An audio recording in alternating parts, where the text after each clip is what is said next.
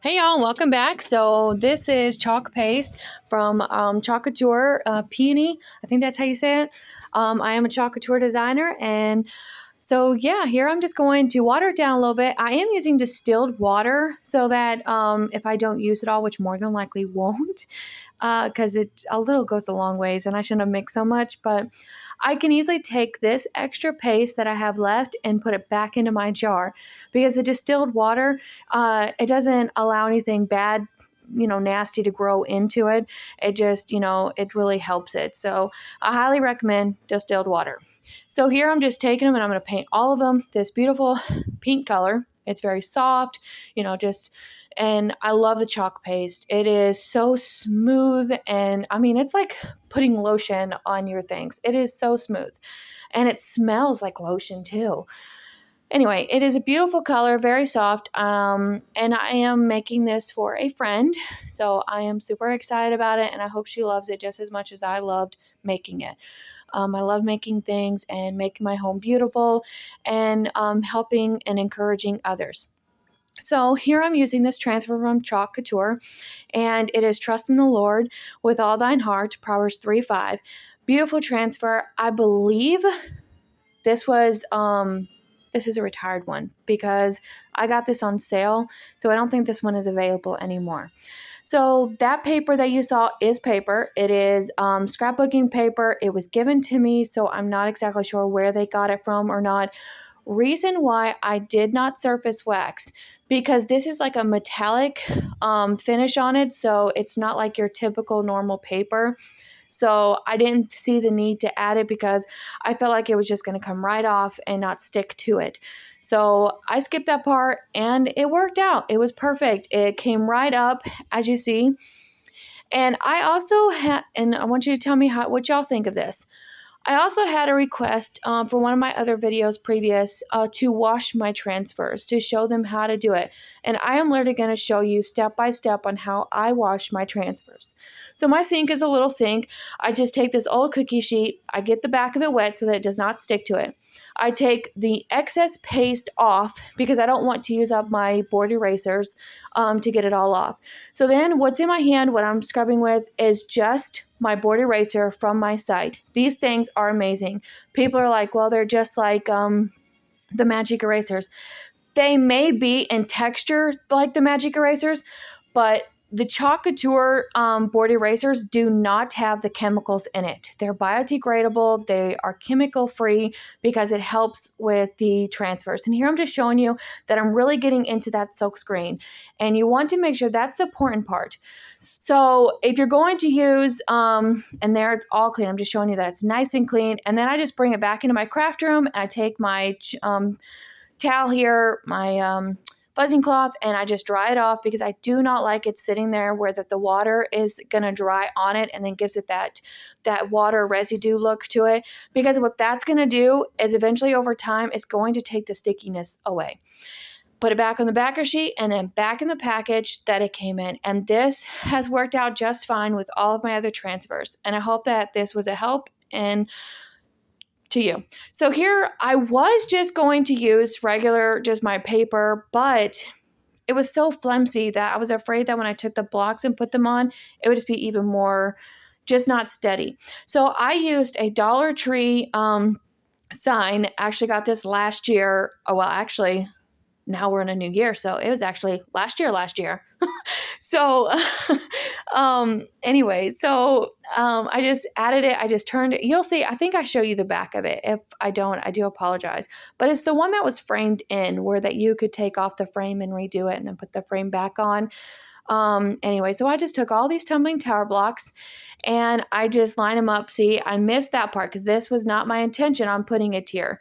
So I totally messed that up, but that's okay. I come back in and I just cut off a little piece with my miter box saw and I painted that little square, put it on there, and bam.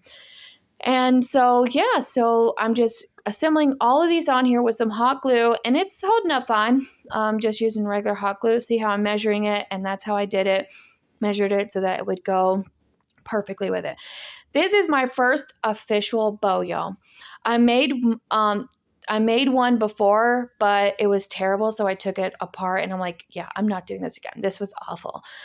Well, I decided to do it because this needed a bow and it couldn't just have any bow because this sign is not necessarily farmhousey like.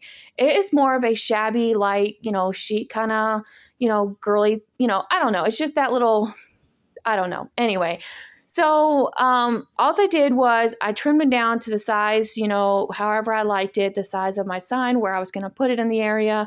And then I dovetailed each one of them. And then I'm just assembling it, y'all. I have no idea what I'm doing here. I am just winging it. I got all sorts of sizes of ribbon. I got different colors, different textures here. And all of this ribbon is from Dollar Tree except that gingham ribbon, the buffalo check ribbon. I got that off of Amazon. Because I have not been able to find the one from Dollar Tree. So anyway, I just tied in a knot, turned it over, and then I tied it in 2 knots in the back. And I pulled that thing really tight so that it would not come undone. I didn't want to lose it. Here I'm doing is fluffing. The key to a good bow is fluff, fluff, fluff. And when you feel like you can't fluff no more, give it another fluffing. And then I trimmed off the extra twine there. And that's it. I'm going to hot glue this bow to this sign that I created with scrapbooking paper, a Dollar Tree sign, and a few tumbling tower blocks from Dollar Tree. Absolutely gorgeous. I love how it turned out. I definitely would love for you to write in the comments what you think about DIY number 1. And there it is. So this is a challenge, Bloom with Grace, Wildflowers, co-hosted by Jamie with Simple Roots and Simple Living, hosted by Brenda at Monter's Market. And if you do not follow any of these ladies, I definitely encourage you to go to my description box, hit their links, and go follow them. They create absolutely beautiful, gorgeous DIYs. And this is my first time being a part of this challenge, and I'm so excited about this playlist. This is my take on wildflowers, using things that I had in my stash already, and I've had so much fun with this. So here's a mason jar that I actually found this past year. Wow, that's going to be really confusing. I'm not going to be able to say that anymore. I found this at Dollar Tree a while back. How about that? So I gave it a coat of apple barrel white paint. Then I gave it a coat of, this is a Dollar Tree bottle of Mod Podge, but I've already used that and I just filled it up. So I just like the squirt part of it and I just keep filling it up. So I buy a bigger bottle of that. So anyway, what I was doing, as you saw, I was drying that Mod Podge because I'm going to show you a very, very effective and fun way to get this napkin on there that I also got from Dollar Tree and it not have any wrinkles in, y'all. This is amazing. If you have not tried this technique, I highly encourage you to do so. And I guess that paint was bothering me, so I'm scraping it off. Anyway, so I'm just measuring. I didn't like that position. So now I'm doing it this way so the butterfly is like it's sitting there and I don't know, it's just gorgeous. So you dry your Mod Podge after you apply it on there. Then you take your napkin, then some not tissue paper, the wax, good gravy, parchment paper, y'all, that's what it's called. And you just put it on there and you're just smoothing it out. And here I'm just making sure that it's adhered to it. I did put it back on there just to double check and but it turned out great. No bubbles. I wanted to make sure I got those edges a little extra there because I did not want this coming off. So then I let it cool. And I come back to it and I give it a sanding. See, there it is. And that's it. And I'm also using this Dollar Tree's sanding sponge from Dollar Tree. And I just sand the edges. And yeah. And I guess I was going to show you this picture again. I didn't realize I put it in there again. But hey, it's beautiful. Enjoy. And so here is some surface wax that also comes from my Chalk Couture site. If you are interested in anything Chalk Couture, I'll have my link in my link tree, and you will find that in the description box. A link tree, all it is where that we use one link to put all of our links in. And it just makes it so much easier for people to find this and that. Instead of having 10 different links in the description box, you just have one and you can go to that one and find them all.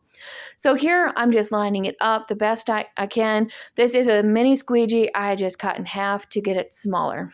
And I'm just going to use the words on this. I'm not using the outline because of it already having the flowers and the butterflies. I felt like it was enough detail that it just needed, the words. And this is actually our French Country mini minis. It comes in 12 minis with one sheet, and they're beautiful. They're all gorgeous.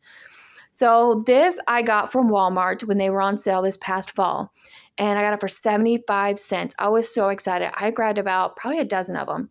So this is just some paint. I actually used elephant and my white paint, and I just mixed the two, and I've been using up on this. The only reason why I put this on is so I could have a base coat on so that I wouldn't have to use so many layers of the white. Then I used chalk paint, the Waverly chalk paint in Agave. Oh, I love this color. I absolutely love this color, y'all. Absolutely gorgeous. If you have not tried Agave Waverly chalk paint, I highly recommend it. If you love that teal turquoise like blue to it, this is gorgeous.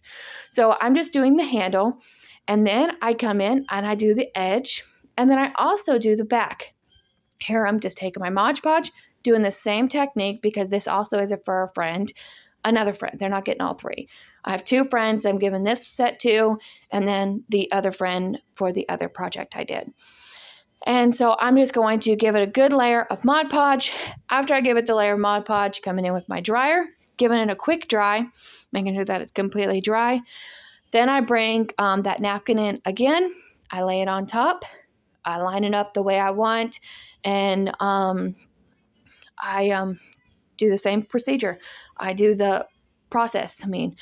I just take the, oh goodness, the words. It's like, once you hit record button, it's like, where are they at? The parchment paper. I lay the parchment paper on the napkin, and then I take my iron, which is on the cotton setting, and I do not have water in my iron because I don't iron unless I absolutely have to. So I don't keep water in it. And when I do iron, I use just a spray bottle to get that. So anywho, I'm just lining it up gently and just being very careful. You see that wrinkle there? That is going to be gone in just a few moments. You are about to see that it totally disappears. It is amazing, y'all. This technique, I love it. It is fast, it is simple, it is quick, it is fun, and it gets beautiful results every time. I've tried this with tissue paper as well. So I'm just making sure the edges were all lined up properly and were adhered to it. Came in, used my, this is just a regular old ink pad. That's it. It's not a distressing one. It's not one of those fancy, ink pads. This is just a regular ink pad. And I'm just taking it along the edges and giving it a beautiful, distressing like look to it. And I know this has, a shabby feel to it too because of the flowers and the pink colors and all that. But this really made the edges pop. Like, it really gave the detailing that this needed. So then I'm going to come in with Chalk Couture again. And if you do not have Chalk Couture or not interested, do not feel like you cannot create this project. There are stencils. There are, you can go on Canva, or you can just go onto your computer. You can type up whatever and print it off and just use the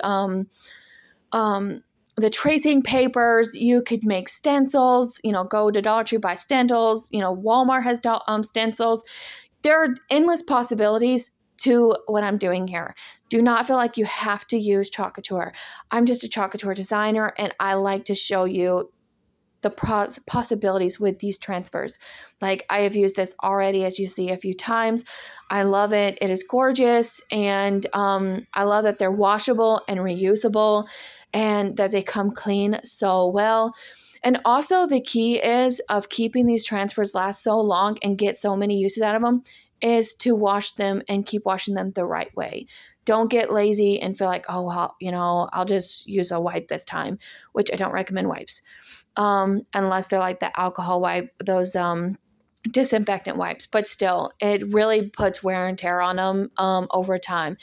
If you're in an emergency and you have to use that, then that's fine. But other than that, I do not recommend the wipes. Here, I just tied some twine together. Actually, I think it's like 3 strands. I just tied together and made a cute little string shoe bow.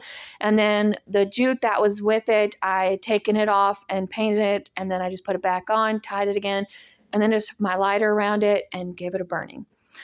So that's how these projects turn out. Y'all, please let me know in the description box what you think about these and if you would recreate any of these projects. I definitely love to hear from y'all. And thank you so much for your support. We are getting up there, and I really appreciate y'all, and thank you.